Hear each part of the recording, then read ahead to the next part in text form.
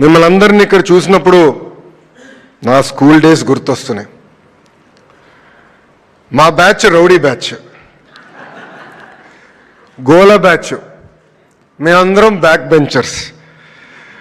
కానీ నేను back bench నుంచి స్టాన్ఫర్డ్ ఎట్లా వెళ్ళాలని మీ అందరికీ డౌట్ రావచ్చు.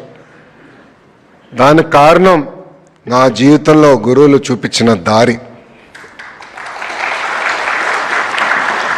నా స్కూలింగ్ అంతా నేను హైదరాబాద్లో భారతీయ విద్యాభవన్లో చేశా. చెప్పే కదా మాది గోల బ్యాచ్ అని. మంజుల మేడం గారు అని ఉండేవారు, గట్టిగా 2 పీకి మమ్మల్ని డిసిప్లిన్ చేసేవారు. దాని తర్వాత మా ప్రిన్సిపల్ రమాదేవి మేడం గారు ఉన్నారు. మేడం గారు ఆధ్వర్యంలో నేను వైస్ ప్రిఫెక్ట్ అయ్యి ఒక డిసిప్లిన్, పట్టుదల, మొత్తం ఒక స్కూల్ని ఎట్లా నడిపించాలనేది మేడం గారు నేర్చుకున్నా. మనందరం స్కూల్స్లో ఈ మధ్యన బ్రిడ్జ్ కోర్సెస్ గురించి మాట్లాడుతున్నాం. అంటే ఏజ్ అప్రోప్రియేట్ లెర్నింగ్ అవ్వట్లేదు, పిల్లలకి బ్రిడ్జ్ కోర్సెస్ కావాలని. I'm recipient of bridge course. నేను ఇంటర్కి వచ్చినప్పుడు కొన్ని ఫండమెంటల్స్లో నేను వీక్గా ఉన్నానని గౌరవ ముఖ్యమంత్రి గారు నారాయణ సార్ని పిలిచి, మా ఆవిడ ఇంకొన్ని ఫండమెంటల్స్లో వీక్గా ఉన్నాడు, నేర్చుకోవాల్సిన అవసరం ఉందంటే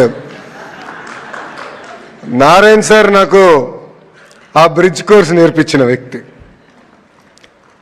వాస్తవంగా ఆ 2 సంవత్సరాలు నా జీవితాన్ని మార్చేసింది. దాని తర్వాత నేను SIT రాశాను, కార్నిగీ మెలన్ యూనివర్సిటీకి వెళ్ళా. అక్కడ రాజిరెడ్డి గారు ఆధ్వర్యంలో నేను చదువుకున్న వ్యక్తి. రాజిరెడ్డి గారు నాకు అయితే ఫస్ట్ సెమిస్టర్ బాగా గుర్తు, ఎందుకంటే మొదటిసారి ఇంటి నుంచి దూరంగా ఉన్నా. కనీసం టైంకి హెయిర్ కట్ కూడా చేయాలని నాకు తెలియలే, ఎందుకంటే ఇంట్లో ఉంటే అమ్మ చేయించేవారు అన్నీ.